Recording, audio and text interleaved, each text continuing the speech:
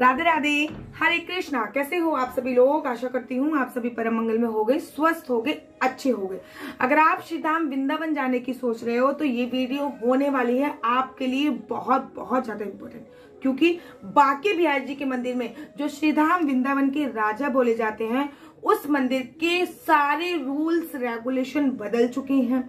आज से अगर मैं 5 साल पहले की बात करूं तो कोई भी जा सकता था, कैसे भी दर्शन कर सकता था, कोई परेशानी वाली बात नहीं थी। लेकिन अब इतनी ज्यादा भीड़ होने लग गई है कि वहां के रूल्स रेगुलेशन में बहुत परिवर्तन आया है। साथ ही के साथ वहां पे भीड़ को देखते हुए सीआरपीएफ के जवान जो है वो क्रियान्वित हो गए हैं, और वो कैसे कैसे उन्होंने रूट निर्धारित किया है, कैसे आपको असुविधाओं का सामना करना पड़ सकता है।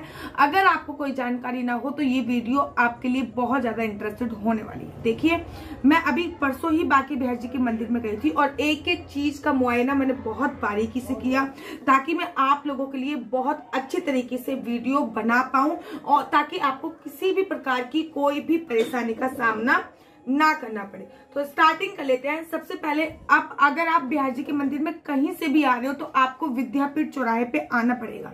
चाहे आप राइट से आ रहे हो, लेफ्ट से आ रहे हो, या फिर अटल्ला चुंगी की तरफ से आ रहे हो, या फिर गोविंदपुरम या फिर चैतन्य विहार, कहीं से भी आ रहे हो, मतलब पूरे वृंदावन में आप कहीं से भी बिहारी जी के मंदिर में आ रहे हो तो आपको विद्यापीठ चौराहे पे आना ही पड़ता है।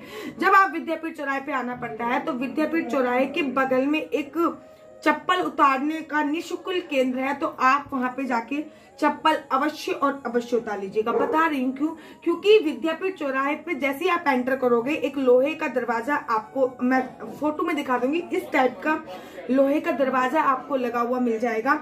यहाँ से अंदर आपको चप्पल ले जाने की अनुमति अब पुलिस वाले नहीं देते हैं। सिक्योरिटी गार्ड यहाँ से अंदर चप्पल ले जाने की अनुमति आप लोगों को नहीं देते हैं। दूसरी इंपॉर्टेंट बात मैं आप लोगों को बता दूं, भीड़ इतनी ज्यादा रहती है कि चप्पल का कोई कूपन इत्यादि आपको नहीं मिलता है। तो मेक श्योर, क्योंकि वो चप्पल का स्टैंड काफी, मतलब अगर मैं बात करूं तो है तो काफी बड़ा, लेकिन भीड़ इतनी ज्यादा है कि ना तो वो कूपन प्रोवाइड करा पाते हैं और ना कुछ हो पाता। तो इफ यू पॉसिबल कि आप श्री धाम वृंदावन में हो तो नंगे पैर ही, अगर 1-2 दिन के लिए जा रहे हो, वैसे अगर श्री धाम वृंदावन में रहते हो तो चप्पल पहन सकते हो, लेकिन अगर आप 1-2 दिन के लिए जा रहे हो तो नंगे पैर ही घूमिए, उसका आनंद अपना अलग ही रहता है। या फिर आप गाड़ी में चप्पल उतार सकते हो, अगर आप गाड़ी पार्किंग लगा रहे हो तो गाड़ी में पार्किंग पे भी चप्पल उतार सकते हो, या फिर अपने होटल इत्यादि में भी चप्पल उतार सकते हो। दूसरी इंपॉर्टेंट बात मैं आपको बताने जा रही हूँ, अब 3 गेट बना दिए गए हैं बिहारी जी के मंदिर में। अंदर एंट्री करने के लिए बाहरी बोर्ड लगा दिया गया है। गेट नंबर 3, गेट नंबर 2 और गेट नंबर 1, अर्थात गेट नंबर 3 पहले आता है, फिर गेट नंबर 2 आता है, फिर गेट नंबर 1 आता है। मैं आपको क्लियरली बता रही हूँ कि आपको कौन से गेट से घुसना है, ताकि आप वापस लौटकर उसी जगह पे आ सको जिस जगह से आप घुसे थे, उसी जगह के आसपास से। नंबर ऐसा भी है जिससे अगर आप घुस तो गए, लेकिन फिर वो गेट नंबर का जो एग्जिट है वो आपको मिलेगा परिक्रमा मार्ग पे, और आपको बहुत घूम कर फिर आना पड़ेगा उस जगह पे। भूल भुलैया आपके लिए भूल भुलैया जैसा हो जाएगा, इसलिए मैं आपको क्लियर बता रही हूँ, ठीक है। तो पहले, सबसे पहले जब आप विद्यापीठ चौराहे से घुसते हो, विद्यापीठ चौराहा एक जगह का नाम है, यहाँ पे आपकी चप्पलें वगैरह उतारी जाती हैं और यहाँ पे टेम्पू स्टैंड वगैरह खड़े होते हैं, ठीक है ना। विद्यापीठ चौराहे से आगे कोई भी टेम्पू वगैरह का सुविधा अब नहीं है, क्योंकि बिहारी जी के मंदिर में बहुत भीड़ होने लगी है, ठीक है। पहली बात, जब आप विद्यापीठ चौराहे से घुसते हो तो सबसे पहले गेट नंबर 3 आता है, ठीक है।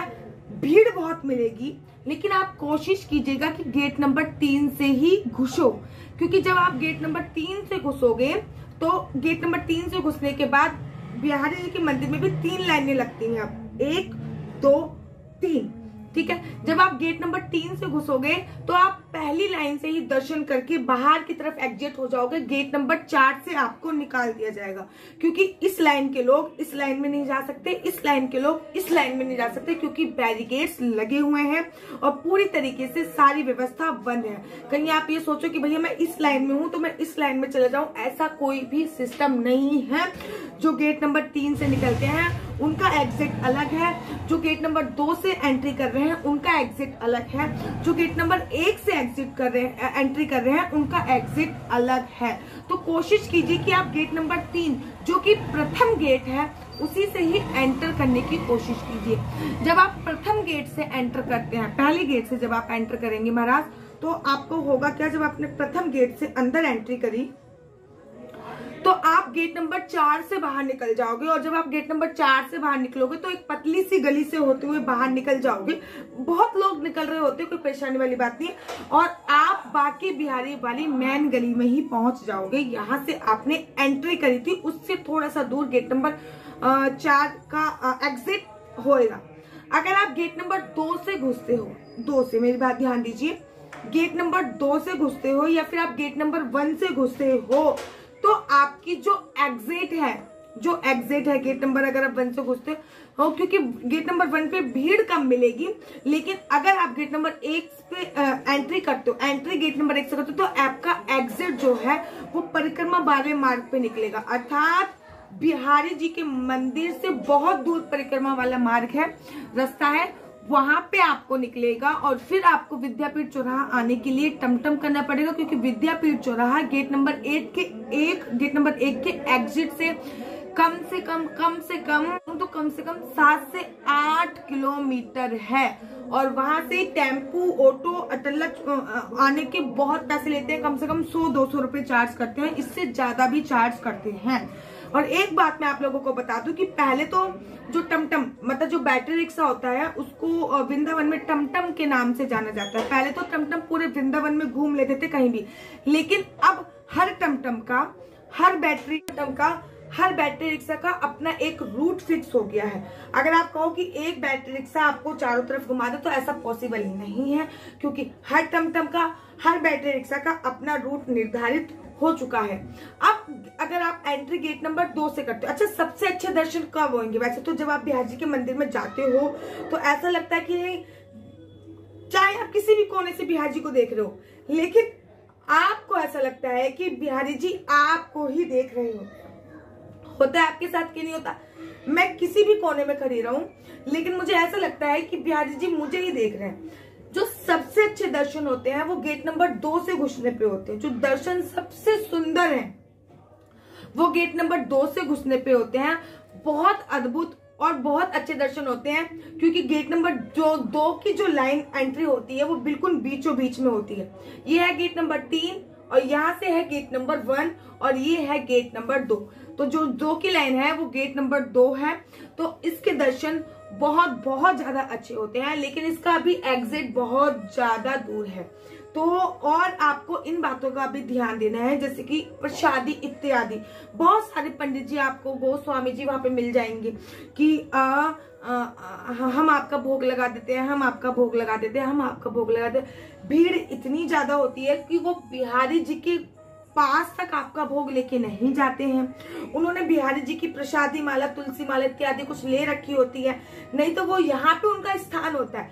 152 गोस्वामी बिहारी जी के मंदिर में क्रियान्वित है।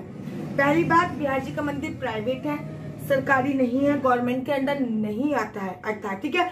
तो 152 गोस्वामी बिहारी जी के मंदिर में क्रियान्वित हो रखे हैं। जो 152 गोस्वामी बिहारी जी के मंदिर में क्रियान्वित है, हर हफ्ते हर किसी की ड्यूटी बदलती है, लेकिन 152 के 52 वहां पे हमेशा रहते हैं। जो ये आपसे बोलते हैं कि लाओ मैं आपका भोग लगवा दूं, लाओ मैं आपका भोग लगवा दूं, लाओ मैं आपका भोग लगवा दूं, ऐसा आपसे बोलेंगे, लेकिन वो भोग बिहारी जी के मंदिर के अंदर तक, मतलब बिहारी जी की प्रतिमा के अंदर तक नहीं जाएगा।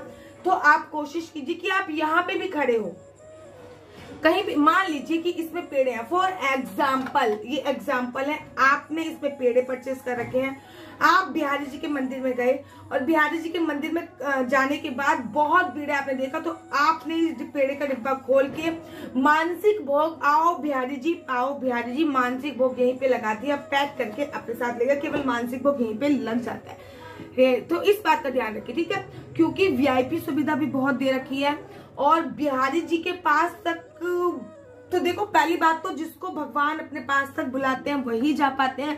अगर आपकी आयु 60 वर्ष से या फिर 55 वर्ष से भी ऊपर है, तो वो आप जो दर्शन करो, मेरा मानना, देखो बिहारी जी के जो सबसे ज्यादा अच्छे दर्शन होते हैं ना, वो होते हैं खड़े, ऊपर और नीचे, दो तरीके का वहां पे फर्श है। पहले सीढ़ियों से ऊपर है, फिर सीढ़ियां चढ़ के नीचे हमें जाना पड़ता है। तो सीढ़ियों के ऊपर से जो दर्शन हो जाते हैं ना महाराज, वो सीढ़ियों के नीचे से नहीं हो सकते हैं। तो सबसे पहले आपका एक दायित्व है कि बिना भीड़ भाड़ देखे, बिना मंदिर देखे, आप केवल बिहारी जी के दर्शन पर फोकस कीजिए, ठीक है। बिहारी जी के दर्शन कीजिए। फिर जो आप प्रसाद रूप में लेके गए हो, वो मानसिक प्रसाद आप चढ़ा दीजिए। जो आप पैसे इत्यादि देना चाहते हो, वो दान पात्र में, वहां पे जगह जगह पे दान पात्र लगे हुए हैं, वो दान पात्र में डालिए, क्योंकि उन दान पात्र का पैसा सरकार के पास, जो बिहारी जी सेवा समिति है उसके पास जाता है, और वो पैसा बिहारी जी के मंदिर में ही लगाया जाता है। अगर आप किसी पर्सनल गोस्वामी को पैसे दे रहे हो, तो वो पैसा उनके पास जा रहा है, लेकिन अगर आप दान पात्र में डाल रहे हो, तो वो पैसा बिहारी जी समिति के पास जा रहा है, और वो पैसा मंदिर में ही लगने वाला है। तो बिहारी जी के मंदिर में अगर आप जा रहे हो, तो इन बातों का विशेष ध्यान रखिए कि कानों में किसी भी प्रकार के टॉप्स इत्यादि मत पहन के जाइए, गले में चैन बिल्कुल भी मत पहन के जाइए, और ऐसे बहुत सारे कैश अपने साथ कैरी करके मत जाइए। अगर आपको बहुत ज्यादा आप बीमार हो, तो तब टाइम देखिए जब भीड़ ना हो, क्योंकि भीड़ बहुत ज्यादा रहने लग गई है। इनफैक्ट मैं तो नवरात्रों में गई हूँ, और नवरात्रों में भी मुझे बहुत ज्यादा भीड़ मिली है। तो आशा करती हूँ ये वीडियो आप लोगों के लिए बहुत हेल्पफुल होने वाली है। अगर आपको मेरी वीडियो अच्छी लगती है, तो आप अपना यूट्यूब चैनल हरि बोल को लाइक से सब्सक्राइब करना बिल्कुल भी मत भूलिए। तब तक के लिए मुझे दीजिए इजाजत। राधे राधे, हरे कृष्ण।